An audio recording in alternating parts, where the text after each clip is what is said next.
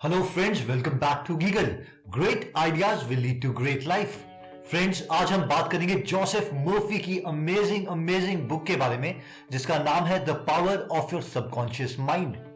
Friends, इससे पहले कि हम स्टार्ट करें, अगर अभी तक आपने ये चैनल सब्सक्राइब नहीं किया है तो इसे जल्दी से सब्सक्राइब कर लीजिए, क्योंकि हर हफ्ते हम ऐसे ही इंटरेस्टिंग वीडियोस आपके लिए लाते रहेंगे।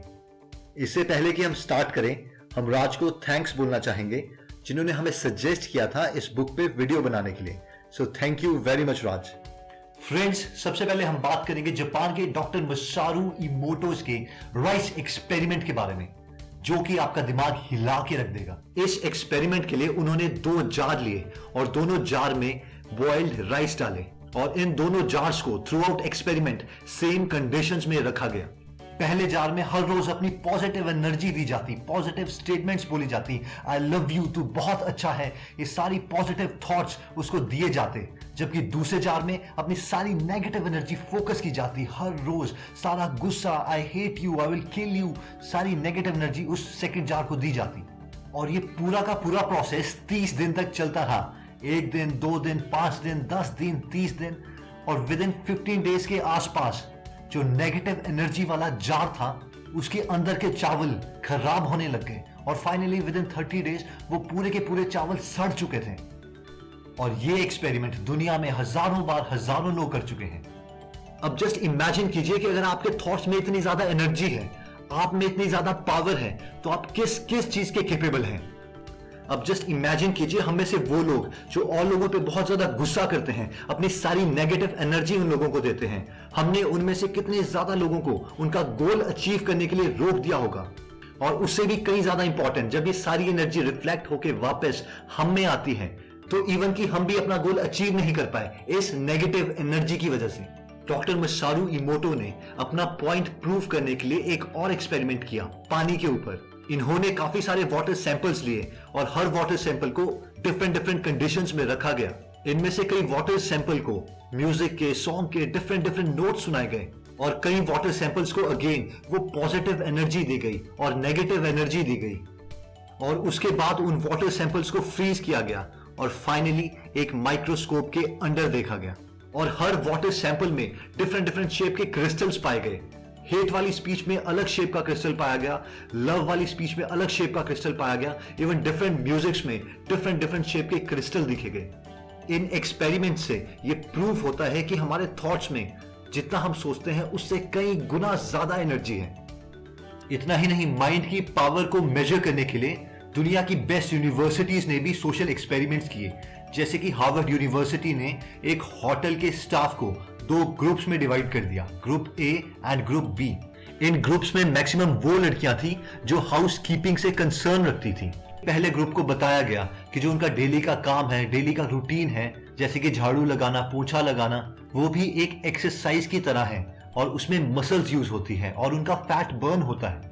जबकि दूसरे ग्रुप को उनकी हाउसकीपिंग की स्किल्स इंप्रूव करने के लिए काफी टेक्निक्स बताई गई, जिससे वो कम टाइम में मैक्सिमम काम कर सकती हैं। और इस पूरे एक्सपेरिमेंट के दौरान दोनों ग्रुप्स को एक दूसरे से बात करने के लिए मना किया गया था, और कोई भी नई एक्टिविटी करने के लिए मना किया गया था।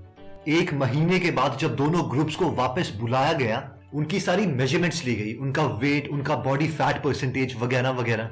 और फाइनली जब दोनों ग्रुप के रिजल्ट मेजर किए गए तो सब हैरान थे, क्योंकि ग्रुप ए का वेट 5 kg से 10 kg तक कम हो चुका था, एक इंसान का, without any extra work, without any extra activity. जो भी दोनों ग्रुप्स में फर्क था वो सिर्फ उनके विश्वास का था, उनकी बिलीफ का, जो कि 1 महीने पहले चेंज किया गया था। क्योंकि ग्रुप ए को बताया गया था कि जो भी उनका डेली रूटीन है, जो भी उनका डेली का काम है, that is equivalent to an exercise. एक और एक्सपेरिमेंट में 100 लोगों को 50-50 के ग्रुप में डिवाइड किया गया। पहले ग्रुप को एक बहुत ही थिक, जिसकी फैट परसेंटेज बहुत ज्यादा है, वो शेक दिया गया, जबकि दूसरे ग्रुप को एक नॉर्मल जूस। और इन दोनों ग्रुप्स की मेजरमेंट्स ली गई, शेक पीने से पहले और शेक पीने के बाद, जैसे कि शुगर टेस्ट, ब्लड टेस्ट। जब इनकी रिपोर्ट्स कंपेयर की गई तो ऑब्वियसली जो ग्रुप ए के लोग थे उनके पैरामीटर्स इंक्रीज हो चुके थे, जैसे कि शुगर लेवल वगैरह, ड्रिंक लेने के बाद। जो ग्रुप बी के बॉडी पैरामीटर्स थे वो ऑलमोस्ट कांस्टेंट थे, और ये होना भी था क्योंकि इन्होंने नॉर्मल जूस जो लिया था।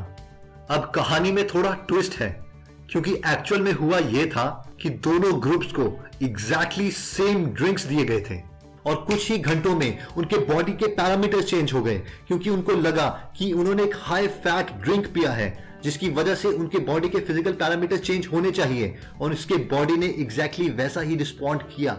अब सवाल यह उठता है कि हमारे अंदर भी उस गॉड, उस भगवान, उस अल्लाह, उस गुरु का थोड़ा सा भी अंश है जिससे हम अपनी लाइफ में कुछ भी पा सकते हैं और विद इन फ्यू आवर्स अपने बॉडी के फिजिकल पैरामीटर्स तक चेंज कर सकते हैं। अब फाइनली आता है कि हम अपनी सुपर पावर्स, अपने सबकॉन्शियस माइंड को कैसे एक्टिवेट कर सकते हैं, और उनमें से एक मेथड है एफर्मेशंस, यानी जो भी आपके डिजायर्स हैं, आपकी इच्छाएं हैं, उनको बार बार रिपीट करना। और एफर्मेशंस का ये मतलब नहीं है कि हमें बार बार सिर्फ रिपीट करना है, I can do it, I can do it, I can do it. It's a blind faith. हमें बिलीव करना पड़ेगा, हमें अपनी बॉडी को उस स्टेट में लाना पड़ेगा जैसे कि हम प्रेयर के टाइम पे करते हैं। हमें एक ब्लाइंड फेथ होता है गॉड के ऊपर, वो चाहे जितना मर्जी इलॉजिकल लग रहा हो, लेकिन हमें पता है कि फाइनली वो चीज अचीव हो ही जाएगी। That blind faith, that believe is a way to God, to our subconscious mind. Even कि ये मेडिकल साइंसेस में भी बहुत कॉमन है, और हम इसको प्लेसिबो इफेक्ट बोलते हैं, जिसमें आपको एक एक्चुअल मेडिसिन नहीं दी जाती, एक नॉर्मल कैंडी या कुछ और देके आपको बोल दिया जाता है कि ये बहुत ताकतवर मेडिसिन है और इससे HIV पॉजिटिव केसेस नेगेटिव में कन्वर्ट हुए हैं, स्टेज 4 कैंसर्स तक ठीक हो चुके हैं। जो पावर है इमेजिनेशन और ब्लाइंड बिलीफ की, इसको प्रूव करने के लिए ऑथर ने अपनी बुक में एक केस डिस्कस किया है। उनके एक रिलेटिव जो कि पर्थ, वेस्टर्न ऑस्ट्रेलिया में रहते थे, वो ट्यूबरक्लोसिस से सफर कर रहे थे। उनके बेटे ने यह डिसाइड किया कि वो अपने डैड को हेल्प करना चाहते थे, तो वो अपने पिताजी के पास गए और बोले कि वो यूरोप में रिसेंटली एक पुजारी से मिले हैं, और उस पुजारी के पास एक बहुत ही ताकतवर ताबीज था जिससे उन्होंने हजारों लोगों की बीमारियां एक चुटकी में ठीक कर दी है। और अब वो ताबीज उस पुजारी ने उसको दे दिया है ताकि वो अपने बाप को ठीक कर सके। ये बोलकर वो ताबीज उसने अपने बाप को दे दिया।